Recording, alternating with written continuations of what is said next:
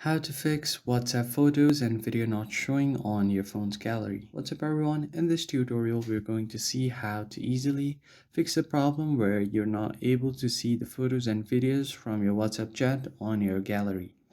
So let's get started. First thing that you want to do is open your WhatsApp app, and from here tap on the three dots at the top right corner and tap on the settings. It will take you to your phone settings.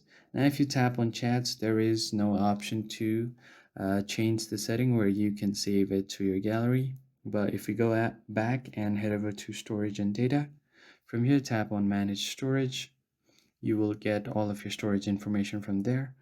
Now on your media auto download right here at the bottom, you have when you're using mobile data, when connected to on Wi-Fi, and when roaming.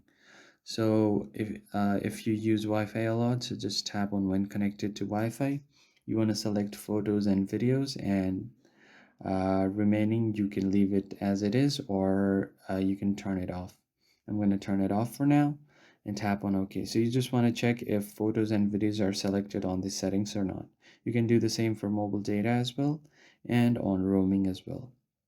Now once you do this, they will be automatically saved to gallery. But there is one other method that you can do, is if you go back and want to download something from a particular chat.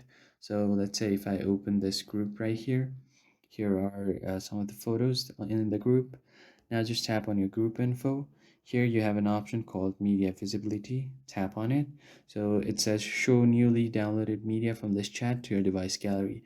It's by default set to yes. You can set it to no or yes according to your choice. Tap on OK. And now all of the media from this will be shown on your gallery.